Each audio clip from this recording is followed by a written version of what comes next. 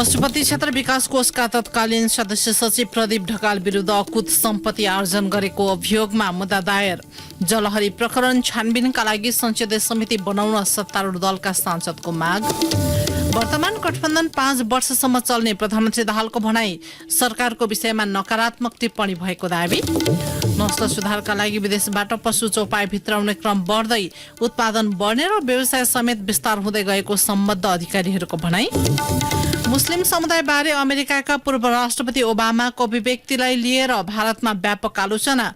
धार्मिक सहिष्णुता बारे दिएको अभिव्यक्ति अशोभनीय भएको भारतीय मन्त्रीको गुनासो। र प्रधानमन्त्री कप एनबिए राष्ट्रिय महिला तथा पुरुष लीग भलिबलको 7औं संस्करण असार 23 गते शुरू हुने। नमस्कार, कान्तिपुर डायरीका साथमा साथी पुजनी र म पार्वता। समाचार अब विस्तारमा। पशुपति क्षेत्र विकास कोषका तत्कालीन सदस्य सचिव प्रदीप ढकाल विरुद्ध अकुत सम्पत्ति आर्जन गरेको अभियोगमा भ्रष्टाचार मुद्दा दायर भएको छ। पदको दुरूपयोग गरी अकुत सम्पत्ति आर्जनको आरोपमा अख्तियार दुरूपयोग अनुसन्धान आयोगले ढकाल विरुद्ध विशेष अदालतमा भ्रष्टाचार मुद्दा दायर गरेको हो। ढकालले पदमा बहाल रहँदा गैरकानूनी रूपमा 1,44,11,787 रूपैयाँ सम्पत्ति आर्जन गरेको अनुसन्धानबाट खुलेको अख्तियारले जनाएको छ। ढकाललाई 1,44,00,000 रुपैयाँ बराबरको बिगो कायम, त्यति नै जरिवाना र कैद सजायको माग गरिएको अख्तियारका प्रवक्ता भोला दाहालले बताउनुभयो। कोषको सदस्य सचिव भएपछि ढकाल र उहाँको परिवारको ब्याङ्क खातामाथि अख्तियारले अनुसन्धान गरेको थियो। 2074 श्रावण 32 गते तत्कालीन पर्यटन मन्त्री जितेन्द्र देवले ढकाललाई पशुपति विकास कोषको सदस्य सचिवमा नियुक्त गर्नुभएको थियो। ढकाल पशुपतिमा राखिएको जलहरी प्रकरणमा समेत जोडिएका छन्।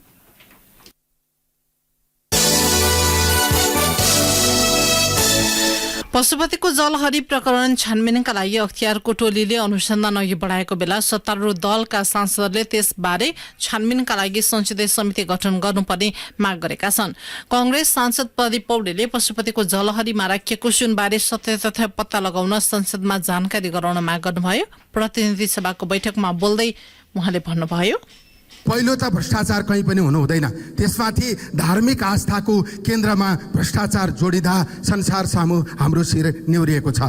यसले केही प्रश्नहरू उठाएका छन्। यस्ता विषयमा तत्कालीन सरकारले गरे जस्तै गरी अब निर्णय गर्न पाइने कि नपाइने उजुर परेको 2 वर्षपछि बल्ल अख्तियारले छानबिन गरेको छ। महालेखाको प्रतिवेदनमा प्रश्न आएको विषयलाई अख्तियारले यति ढिलो गरी छानबिन किन गर्यो? यसको निर्णय प्रक्रिया र कार्यान्वयनका सन्दर्भमा थुप्रै विषयहरू जोडिएका छन् र ती व्यापक रूपमा टीका टिप्पणीको विषय बनेका छन्। सम्माननीय सभामुख मार्फत म सदनलाई अनुरोध गर्न चाहन्छु, यो गम्भीर विषय छानबिनका निम्ति सदनले एउटा समिति बनाओस्, यसको पूर्ण र निष्पक्ष छानबिन हुने स्थिति निर्माण होस्। सत्तारूढ माओवादी केन्द्रका सांसद देवेन्द्र पौडेलले जलहरीको विषयमा सत्य तथ्य छानबिनको माग गर्नुभयो। अख्तियारले अहिले गरिरहेको अनुसन्धानको प्रसंग जोड्दै सांसद पौडेलले भन्नुभयो, पशुपति क्षेत्र विकास कोष, नेपाल प्रहरी सुरक्षा निकाय, सुनचाँदी व्यवसायी संघ, गुणस्तर तथा नापतौल विभाग, पुरातत्व विभाग, खानी तथा भूगर्भ विभाग र जनप्रतिनिधिहरूले त्यहाँको सुनको चाहिँ खोजी गरेर तौल्दै हुनुहुन्छ भन्ने हामी सुनेका छौँ। सम्माननीय सभामुख महोदय मार्फत कति सुन हराएको हो, कति सुन बाँकी छ, के स्थिति हो, यो कुनै ट्रकमा ल्याएको सामग्री जोख्ने कुरा होइन। यो कुरा सत्य तथ्य सदनमा गम्भीरतापूर्वक विषय उठेको हुँदाखेरि यो सम्मानित सदनमा सत्य तथ्य जानकारी गराउनको निम्ति सम्माननीय सभामुख महोदय मार्फत सम्बन्ध निकायलाई म विशेष अनुरोध गर्न चाहन्छु। संसदमा माओवादी केन्द्रका सांसद लेखनाथ दाहालले पशुपतिनाथ मन्दिरमा सुनको जलहरी लगाउने क्रममा अनियमितता भएको भन्दै सदनमा ध्यान आकर्षण गराएपछि प्रमुख प्रतिपक्षी दलको अडानपछि संसदको रेकर्डबाट हटाइएको थियो। यसैबीच अख्तियारको टोलीले जलहरीमा राखिएको सुनको जाँच गरेको छ। तौल र आवश्यक गुणस्तर परीक्षण पश्चात प्रतिवेदन बनाउने तयारी आयोगले गरेको छ। प्रधानमन्त्री पुष्पकमल दाहालले वर्तमान गठबन्धन 5 वर्षसम्म चल्ने बताउनु भएको छ। धादिङ स्थित आदर्श बहुमुखी क्याम्पसको भवन उद्घाटन कार्यक्रममा बोल्दै उहाँले अहिलेको गठबन्धन पूरै अवधि रहने बताउनुभयो। मैले प्रधानमन्त्रीको हैसियतमा र मेरो लगातार गठबन्धनसँग भएका बैठकहरू र प्रतिपक्षसँग पनि भएका बैठकको आधारमा म के चाहिँ भन्न सक्छु भने 5 वर्ष यो गठबन्धन केही हुनेवाला छैन। हेर्नु होला, विकासको नयाँ युगतिर जानेछ। माओवादी केन्द्र सहितको समाजवादी मोर्चा घोषणा र बजेटमाथि सत्तारूढ दलकै असन्तुष्टिका कारण वर्तमान गठबन्धन सरकारको भविष्यलाई लिएर आशंका उत्पन्न भएका बेला प्रधानमन्त्रीको पछिल्लो अभिव्यक्ति सार्वजनिक भएको हो। प्रधानमन्त्री दाहालले सरकारको भविष्य लगायत विषयमा नकारात्मक टिप्पणी भइरहेको समेत बताउनुभयो। अर्को प्रसंगमा प्रधानमन्त्री दाहालले भारत भ्रमणका क्रममा भारतका प्रधानमन्त्री नरेन्द्र मोदीसँग गरिएको सम्झौता महत्वपूर्ण भएको बताउनुभयो।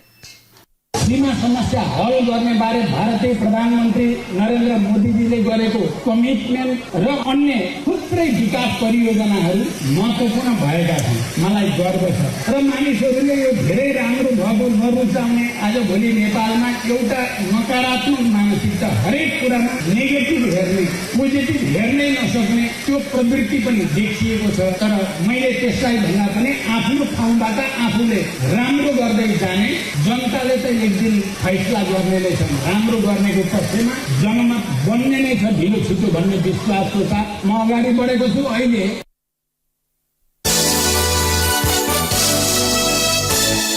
अब कान्तिपुर सविस्तार। कान्तिपुर सविस्तार।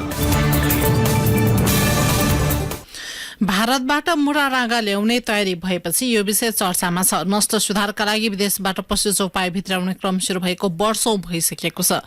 नेपालमा उन्नत जातका पशु चौपाई विभिन्न देशबाट ल्याउने गरिएका छन्। जात विशेष अनुसार ती देशबाट ल्याइने पशु चौपाईबाट नस्ल सुधारका लागि काम भइरहेको सम्बद्ध अधिकारीहरूले बताएका छन्। रैथाने पशु चौपाईबाट हुने उत्पादन कम हुने भएकाले उन्नत जातका पशु चौपाई भित्राएर नस्ल सुधार गरेपछि उत्पादन बढेर व्यवसाय समेत विस्तार हुँदै गएको छ। इतिहासकारहरूका अनुसार नेपालमा नस्ल सुधारका लागि विक्रम सम्वत 1917 मा जंगबहादुर राणाले बेलायतबाट जर्सी गाईहरू ल्याएर पशुमा नस्ल सुधारको थलानी गरेका थिए। त्यसपछि क्रमिक रूपमा विदेशबाट गाई, बाख्रा, कुखुरा, बंगुर लगायत विभिन्न जातका पशु चौपायामा नस्ल सुधार गरिँदै आएको छ।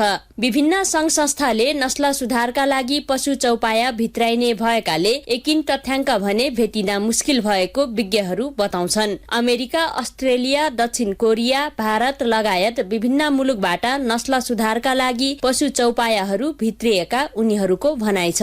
पछिल्लो पटक विभिन्न संघ संस्थाको समन्वयमा बोयर र सानेन उन्नत जातका बाख्रा 200 को हाराहारीमा ल्याइएको विज्ञहरूले बताएका छन्। उन्नत नस्ल सुधारका लागि पछिल्लो समय 101 वटा बाछी ल्याइएको छ।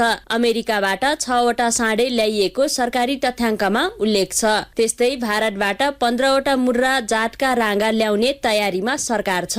विभिन्न मुलुकबाट नस्ल सुधारका लागि ल्याइने पशु चौपायाको विषयबारे पशु सेवा विभागका उपमहानिर्देशक डाक्टर वरुण कुमार शर्मा भन्छन्, उन्नत जातहरूलाई पनि हामीले विभिन्न मुलुकबाट, किनभने त्यो ल्याउँदा एउटै मुलुकबाट भन्दा पनि जुन देशमा त्यसको एकदमै राम्रो क्षमता त्यो ठाउँबाट ल्याएका छौँ र यसरी ल्याउने क्रममा हामीले फेरि केलाई पनि विचार गर्नुपर्ने हुन्छ भन्दाखेरि हामीले पशु मात्र ल्याउँदैनौँ, पशुसँग भएका अन्य समस्याहरूलाई पनि सँगै लिएर आउँछौँ। त्यो हुनाले हामीले अहिले पछिल्लो चरणमा यस्ता पशुहरू ल्याउँदाखेरि रोग नभएका क्षेत्रहरूलाई टार्गेट गर्ने गरेका छौँ। त्यसमा पनि जस्तो अस्ट्रेलिया, न्युजिल्यान्ड जस्ता मुलुकहरू अथवा स्क्यान्डिनेभियन मुलुकहरू, युरोपियन क्षेत्रका पनि ती मुलुकहरूमा भएका पोटेन्सियल कस्ता छन्, हाम्रो पोटेन्सियल भन्दा त्यो माथि छ कि तल छ, र त्यो पशु नेपालमा ल्याउँदा बाँच्न सक्छ सक्दैन, यी सबैको आधारमा चाहिँ हामीले निर्णय गर्ने गरेका छौँ। विज्ञहरूका अनुसार मुलुकमा 6 देखि 7 प्रजातिका 26 जातका रैथाने पशु चौपाया पाइन्छन्। यी जातहरूको उत्पादन न्यून भए पनि स्थानीय हावापानीमा हुर्कन सकिने क्षमता बढी हुन्छ। नस्ल सुधारका लागि ल्याइएका पशुको बिर्रेबाट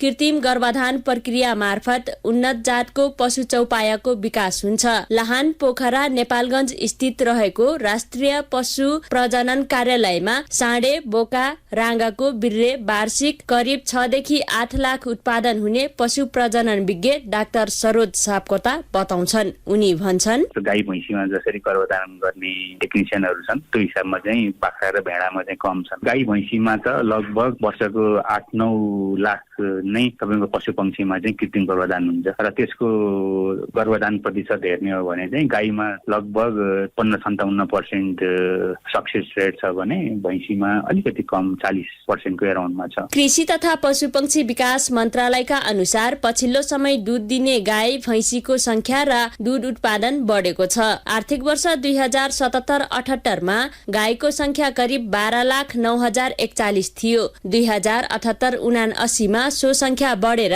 12,23,061 पुगेको छ।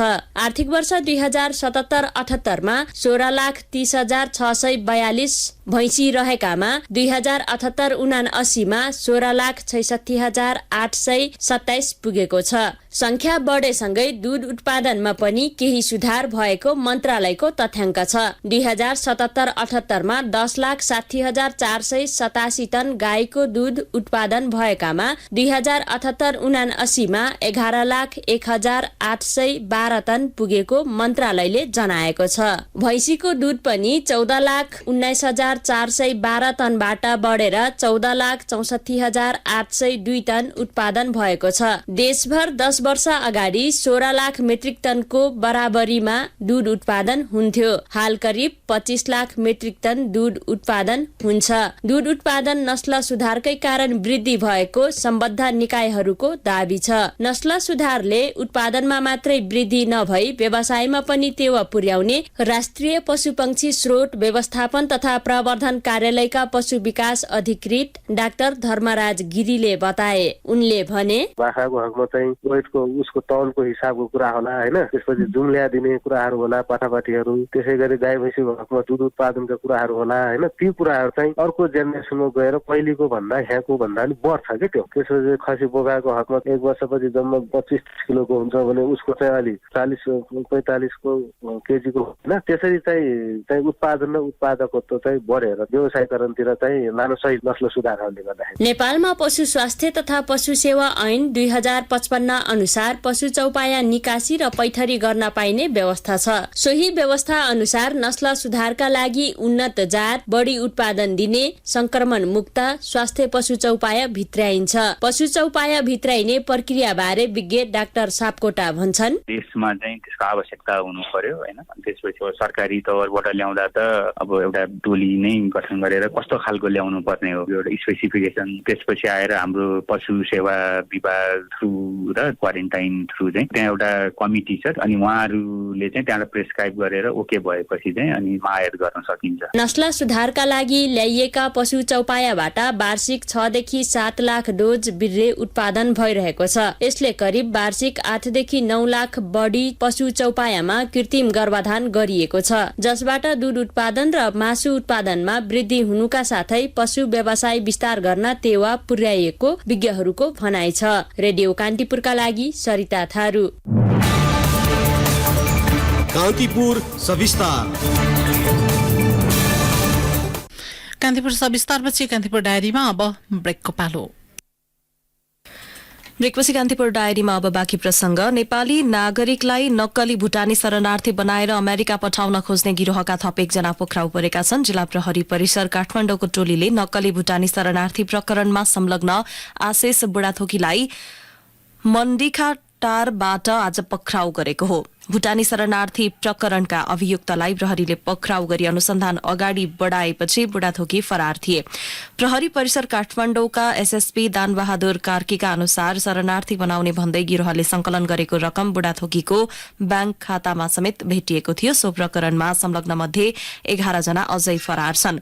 पूर्व मन्त्री तोप बहादुर रायमाझी, पूर्व गृहमन्त्री बालकृष्ण खाड, सरकारका सचिव टेकनारायण पाण्डे, तत्कालीन गृहमन्त्री रामबहादुर थापाका सुरक्षा सल्लाहकार इन्द्रजित राई सहित 16 जनालाई पूर्वपक्षका लागि जेल चलान गरिएको छ। पक्राउ परेका मध्ये लक्ष्मी महर्जन 5 लाख तथा टंक 10 लाख रुपैयाँ धरौती बुझाएर रिहा भएका छन्।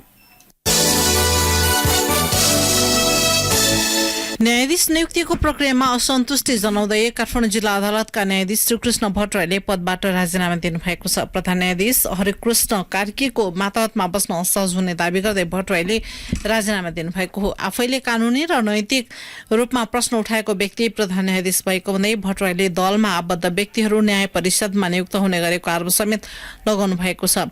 प्रधान न्यायाधीश कार्की प्रधान न्यायाधीश हुनु पूर्व नै संसदीय समितिमा आफूले उजुरी दर्ता गरे पनि संसदीय सुनवाई समितिले चासो नदिएको भट्टराईको भनाइ छ।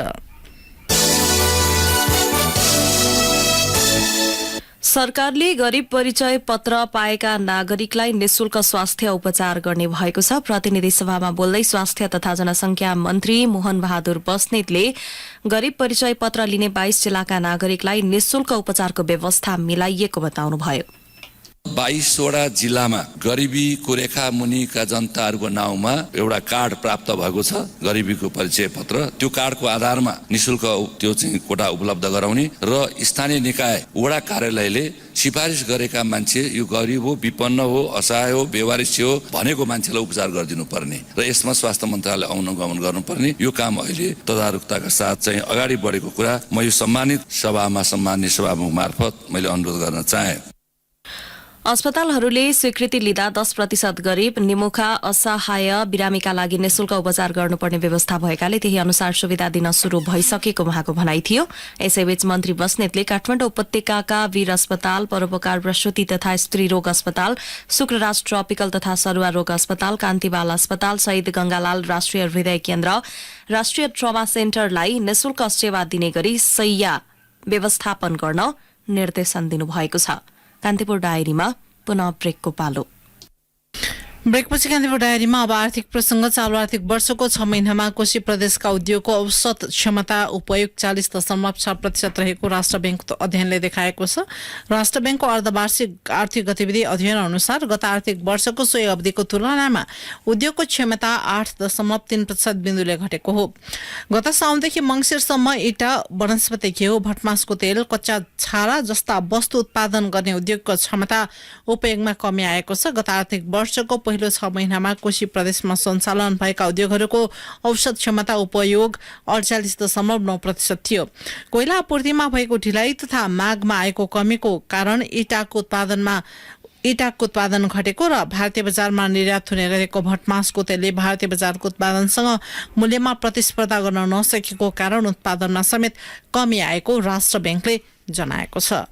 चालू आर्थिक वर्षको 11 महिनामा करिब 3 अर्ब रुपैयाँ बराबरको छुर्पी निर्यात भएको छ। गत श्रावणदेखि जेठसम्ममा 2 अर्ब 96 करोड 66 लाख रुपैयाँ बराबरको 15,60,390 किलो छुर्पी निर्यात भएको भन्सार विभागले जनाएको छ। कुकुरको खानाका लागि प्रयोग हुने छुर्पीको निर्यात बढेको विभागको तथ्याङ्क छ। गत आर्थिक वर्षको 11 महिनाको तुलनामा चालू आर्थिक वर्षमा 14.96% छुर्पीको निर्यात बढेको हो। गत आर्थिक वर्षको सोही अवधिमा 2 अर्ब 58 करोड 5,42,000 रुपैयाँ बराबरको 15,52,222 किलो छुर्पी निर्यात भएको विभागको तथ्याङ्कमा उल्लेख छ। नेपालबाट छुर्पी सबैभन्दा बढी क्यानाडामा निर्यात हुने गरेको विभागले जनाएको छ। विभागका अनुसार फिनल्याण्ड, फ्रान्स, अमेरिका लगायत विभिन्न मुलुकमा पनि छुर्पी निर्यात हुने गरेको छ।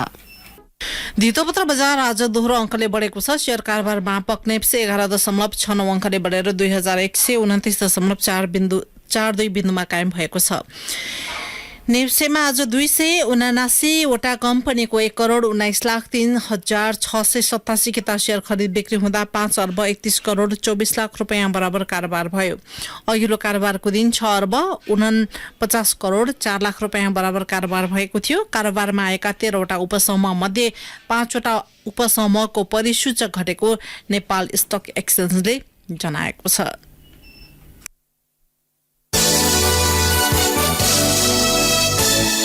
अब अन्तर्राष्ट्रिय प्रसंग। भारतको सत्तारूढ भारतीय जनता पार्टी भाजपाका नेताहरूले अमेरिकाका पूर्व राष्ट्रपति बाराक ओबामाले भारतका मुस्लिमहरूका बारेमा हालै गरेको टिप्पणीको आलोचना गरेका छन्। पूर्व राष्ट्रपति ओबामाले एक टेलिभिजन अन्तर्वार्तामा अल्पसंख्यकहरूको अधिकारको संरक्षण नभए भारत विभाजित हुन सक्ने आशयको अभिव्यक्ति दिनुभएको थियो। अमेरिकी कंग्रेसको संयुक्त बैठकलाई मोदीले सम्बोधन गर्नु पूर्व एक टेलिभिजन अन्तर्वार्तामा सार्वजनिक भएको ओबामाको भनाइपछि भारतमा विरोध भइरहेको हो। भारतीय अर्थमन्त्री निर्मला सीतारामनले ओबामाको टिप्पणीबाट आफूहरू स्तब्ध भएको बताउनु भएको छ। भारतले अमेरिकासँग राम्रो सम्बन्ध चाहेको तर भारतको धार्मिक सहिष्णुताबारे टिप्पणी गर्नु अशोभनीय हुने भारतीय अर्थमन्त्रीको भनाइ छ।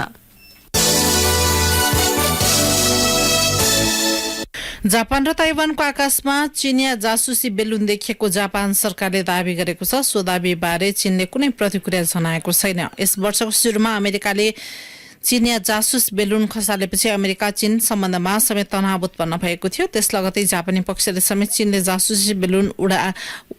चीनको जासुसी बेलुन उडेको दावी गरेको हो। चीनको सो कार्यको प्रतिकार स्वरूप भविष्यमा जासुसी बेलुन खसाल्न तयार रहेको जापानले बताएको छ। अमेरिकाले खसालेको बेलुनका विषयमा भने चीनले मौसम विज्ञान जस्ता वैज्ञानिक अनुसन्धानका लागि प्रयोग गरिएको दावी गरेको अन्तर्राष्ट्रिय सञ्चार माध्यमले जनाएका छन्।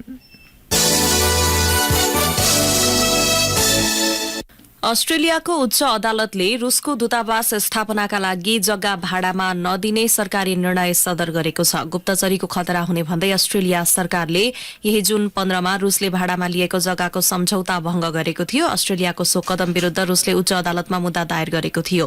रुसले सन् 2008 मा अस्ट्रेलियामा दूतावास स्थापनाका लागि जग्गा भाडामा लिएको थियो। अस्ट्रेलियाको पछिल्लो कदमलाई पश्चिमी मुलुकले आफ्नो मुलुकप्रति लगाएको अतिरञ्जित आरोपको सिको गरेको रुसले प्रतिक्रिया दिएको छ।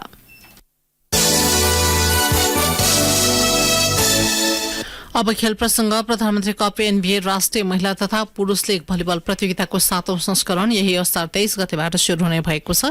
नेपाल भलिबल संघको आयोजनामा हुने प्रतियोगिता अन्तर्गतका खेलहरू काठमाडौँको त्रिपुरेश्वर स्थित राष्ट्रिय खेलकुद परिषद राखिएको कवर हलमा हुनेछन्। असार 30 गतेसम्म सञ्चालन हुने प्रतियोगितामा 6 महिला र 8 पुरुष टोलीले प्रतिस्पर्धा गर्नेछन्। प्रतियोगिताको दुवैतर्फका विजेताले 6 लाख, दोस्रो हुनेले 3 लाख, तेस्रो हुनेले 1,50,000 तथा चौथो हुने टोलीले 75,000 रुपैयाँ प्राप्त गर्नेछन्। यस्तै पुरुष महिला दुवैतर्फका सर्वोत्कृष्ट खेलाडीले समान 35 तथा उत्कृष्ट server, setter, blocker, spiker, libero र प्रशिक्षकले जनै 15,000 रुपैयाँ प्राप्त गर्ने आयोजकले जनाएको छ। आईसीसी एकदिवसीय विश्वकप क्रिकेट छनौटमा घरेलु टोली जिम्बावेले अमेरिकालाई 409 रनको लक्ष्य दिएको छ। हरारे स्पोर्ट क्लबमा अमेरिकाले टस जितेर फिल्डिङ रोजेपछि पहिले ब्याटिङ गरेको जिम्बावेले निर्धारित ओभरमा 6 विकेट गुमाउँदै 408 रन बनायो। यो जिम्बावेको ओडीआई इतिहासकै सर्वाधिक ठूलो योगफल हो। जिम्बावेका लागि सन विलियम्सले 101 बलमा 21 चौका र 5 छक्का प्रहार गर्दै 174 रनको योगदान गरेका थिए। अमेरिका अहिले जवाफी ब्याटिङमा छ। यस्तै अर्को खेलमा वेस्ट इन्डिजले नेदरल्याण्ड्सलाई 375 रनको लक्ष्य दिएको छ। नेदरल्याण्ड्सले टस जितेर फिल्डिङ रोजेपछि पहिले ब्याटिङको निम्तो पाएको वेस्ट इन्डिजले निर्धारित ओभरमा 6 विकेट गुमाउँदै 374 रन बनायो। वेस्ट इन्डिजका निकोलस पुरनले सर्वाधिक 104 रन जोडे। नेदरल्याण्ड्स अहिले जवाफी ब्याटिङ गरिरहेको छ। अन्त्यमा यस बुलेटिनका प्रमुख प्रसंग पुनः एकपटक। पशुपति क्षेत्र विकास कोषका तत्कालीन सदस्य सचिव प्रदीप ढकाल विरुद्ध अकुत सम्पत्ति आर्जनको अभियोगमा मुद्दा दायर। जलहरी प्रकरण छानबिनका लागि संसदीय समिति बनाउन सत्तारूढ दलका सांसदको माग। वर्तमान गठबन्धन 5 वर्षसम्म चल्ने प्रधानमन्त्री दाहालको भनाई। सरकारको विषयमा नकारात्मक टिप्पणी भएको दावी। नस्ल सुधारका लागि विदेशबाट पशु चौपाई भित्राउने क्रम बढ्दै उत्पादन बढ्ने र व्यवसाय समेत विस्तार हुँदै गएको सम्बद्ध अधिकारीहरूको भनाई। मुस्लिम समुदाय बारे अमेरिकाका पूर्व राष्ट्रपति ओबामाको अभिव्यक्तिलाई लिएर भारतमा व्यापक आलोचना। धार्मिक सहिष्णुता बारे दिएको अभिव्यक्ति अशोभनीय भएको भारतीय मन्त्रीको गुनासो। र प्रधानमन्त्री कप एनबीए राष्ट्रिय महिला तथा पुरुष लीग भलिबलको 7औं संस्करण असार 23 गते शुरू हुने। हवस् त यिनै प्रसङ्गसँगै कान्तिपुर डायरीको यो बुलेटिन यही सकिन्छ। राति 8 बजे सेक्युरिटी एन्ड क्राइम डायरी हुनेछ। अहिलेलाई पूजनी र म पार्वता आज्ञा माग्छौं। नमस्कार।